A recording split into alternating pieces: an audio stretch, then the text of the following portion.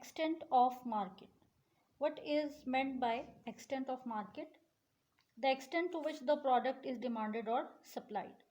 Extent का मतलब होता है कि एक किस हद तक जो है हमारी मार्केट जो है वो एक्सपैंड कर सकती है। तो ये किस चीज़ पे डिपेंडेंट है? हमारी डिमांड पे, प्रोडक्ट की क्या डिमांड है और उसकी क्या सप्लाई है। We are talking about lecture number 54. So we will discuss these are 11 points and we will discuss them one by one in detail. सबसे पहले एक्सटेंट ऑफ मार्केट जो है, extent of market means the extent to which a product is demanded और supplied. और इसका ये मतलब है कि अगर तो एक प्रोडक्ट है, उसकी डिमांड एक लिमिटेड एरिया में, एक छोटा सा एरिया है, वहाँ पे उसकी डिमांड है, तो मार्केट जो है वो उस लिमिट हो जाएगी, market will be limited. On the other hand अगर प्रोडक्ट जो है वो ब्रॉड किया जा रहा है या उसको सेल किया जा रहा है वाइड एरिया में, यानी कि पूरे के पूरे शहर और उसमें काफ़ी गांव कवर हो रहे हैं, तो वो मार्केट जो है उसका लार्ज एक्सटेंट होगा और market will be called extended market. Okay, what are the determinants? What are the points that are related to extent of market पे जो असरअंदाज हो रहे हैं? सबसे पहले हमारी डिमांड का नेचर क्या है। बेसिकली जो हमारी नेचर ऑफ डिमांड है और एक्सटेंट ऑफ मार्केट है वो डिपेंड करती है व्हाट अबाउट, किस तरह की जो है वो, क्या डिमांड बहुत ज़्यादा की जा रही है उसकी, उस प्रोडक्ट की। अगर तो बहुत ज़्यादा की जा रही है तो जाहिर है जितनी ज़्यादा डिमांड होगी उसकी सप्लाई भी होगी, वाइड एरिया में वो फैलना शुरू हो जाएगा और इस तरह मार्केट जो है वो एक्सटेंड हो जाएगी। इसी तरह वाइस वर्सा, अगर एक प्रोडक्ट की जो है वो डिमांड इतनी नहीं है तो उसकी सप्लाई भी जो है वो कम हो जाएगी। और ये कम जो छोटे एरियाज़ में या स्पेसिफिक जो एक कंज्यूमर होता है जो उसको डिमांड कर रहा है, सिर्फ उस तक की प्रोडक्ट जो है वो पहुँचेगी। फिर है nature of supply. If supply of product can be increased, तो ये जितनी ज़्यादा सप्लाई है उतना ज़्यादा मार्केट का एक्सटेंट बढ़ता जाएगा और जितनी सप्लाई कम होगी उसका मार्केट का एक्सटेंट जो है वो कम होता जाएगा। ड्यूरेबिलिटी, हमारा जो प्रोडक्ट है अगर तो ड्यूरेबल है और उसको स्टोर किया जा सकता है, मोस्टली ड्यूरेबल गुड्स को स्टोर किया जा सकता है। जैसे फॉर एग्जांपल हम एग्जांपल लेते हैं साइकिल्स वगैरह की, फिर टीवी की, तो ये ड्यूरेबल गुड्स हैं। जितने ज़्यादा ड्यूरेबल गुड्स हैं उनकी जो डिमांड है, उनकी मार्केट जो है वो उतनी ज़्यादा एक्सटेंड होती जाएगी, यानी कि ज़्यादा टाइम के लिए उनको सेव करके रखा जा सकता है, उनकी सेल को बढ़ाया जा सकता है, तो मार्केट जो है वो। लेकिन अगर इसके अलावा वो पेरिशेबल गुड्स हैं लाइक फ्रूट्स एंड वेजिटेबल्स, तो उनकी जो मार्केट होती है वो हमेशा छोटे पैमाने पे होती है, लिमिटेड होती है। तो लिमिटेड मार्केट जो है उसका इतना ज़्यादा एक्सटेंड नहीं होता। वो आपने देखा होगा कि जब आप बाज़ार वगैरह जाएं तो वहाँ पे जो वेजिटेबल्स हैं, फ्रूट्स हैं, जगह जगह जो है उनके एक तो रेहड़ियाँ भी लगी होती हैं, या जिन शॉप्स में ये चीज़ें अवेलेबल होती हैं वो सुबह अपना माल लेके आते हैं और एक स्पेसिफिक एरिया को ही वो माल प्रोवाइड करते हैं। ट्रांसफरेबिलिटी होती है हमारे पास, जो ट्रांसपोर्ट कॉस्ट है, अगर तो उसकी प्रोडक्ट की ट्रांसपोर्ट कॉस्ट जो है वो लो है, तो ज़्यादा इलाकों में जो है, if transport cost is low, तो ज़्यादा इलाकों में उस चीज़ को ट्रांसफ़र किया जा सकता है, उसको एक्सटेंड किया जा सकता है, उस प्रोडक्ट को उसको सप्लाई किया जा सकता है, तो इस तरह मार्केट जो है वो एक्सटेंड हो जाएगी। लेकिन तो ट्रांसपोर्ट कॉस्ट अगर ज़्यादा आ रही है एक स्पेसिफिक प्रोडक्ट के ऊपर, तो फिर उसकी मार्केट जो है वो लिमिटेड हो जाएगी। फिर we have the fifth point, grading and standardisation. Grading क्या चीज़ होती है? अगर तो एक ब्रांड है, एक प्रोडक्ट है और उसकी ब्रांड है, उसको अगर प्रॉपरली मार्क किया जा रहा है, उसको अगर ग्रेड किया जा रहा है, जैसे वीट, राइस, कॉटन हो गया, तो उनके ग्रेड्स लगे होते हैं।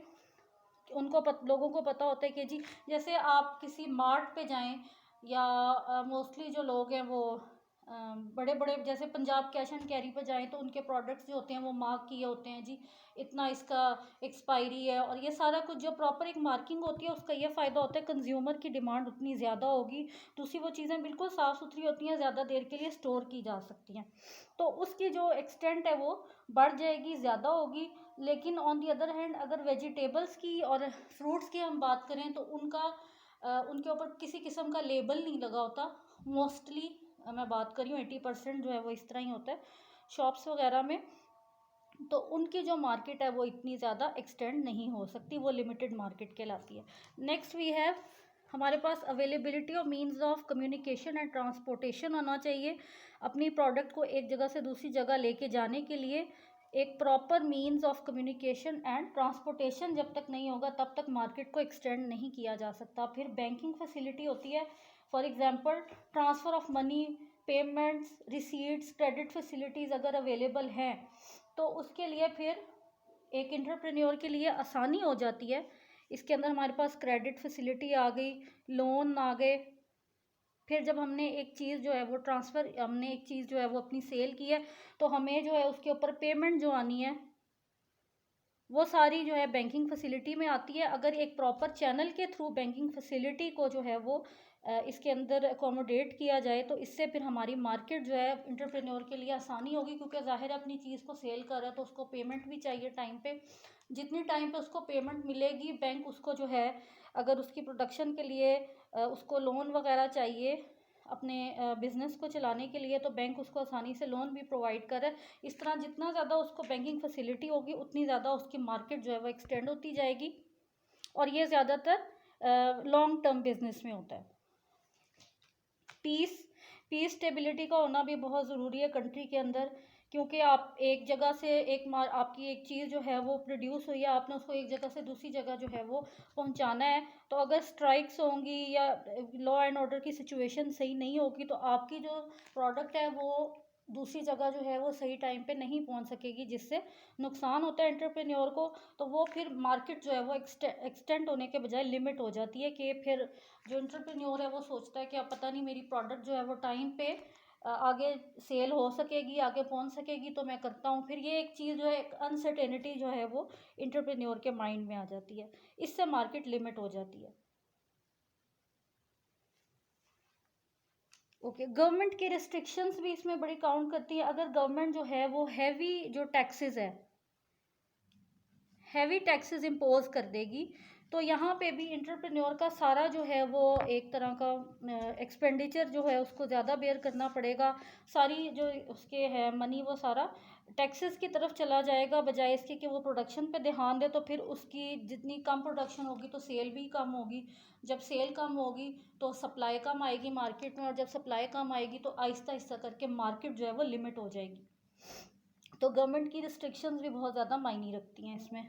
Division of labour and specialisation, okay, if यहाँ पे ये कि if a product is produced under the principles of division. Division of labour का मतलब ये होता है कि उसकी क्वालिटी जो है लेबर की, उसकी क्या स्पेशलाइजेशन है, जितनी अच्छी उसकी, जितनी ज़्यादा स्पेशलाइज्ड लेबर आप रखेंगे, एक्सपीरियंस लेबर आप रखेंगे, उतनी ज़्यादा प्रोडक्शन होगी, उतनी ज़्यादा उस चीज़ की सप्लाई होगी मार्केट में, और मार्केट जो है वो एक्सटेंड होती जाएगी। लेकिन अगर आपने लेबर एक बहुत ज़्यादा कवर्ड किस्म का और सुस्त किस्म का रखा हुआ है जो काम नहीं करना जानता, तो उससे फिर ये होगा कि एक तो इंटरप्रेन्योर को एक्सपेंसेस बेयर करने पड़ेंगे उसके ऊपर, बल्कि उल्टा नुकसान होगा, और मार्केट जो है उसका जो प्रोडक्शन है वो भी लिमिट हो जाएगी, सप्लाई भी लिमिट हो जाएगी, और मार्केट भी लिमिटेड उसमें फिर आ जाएगी।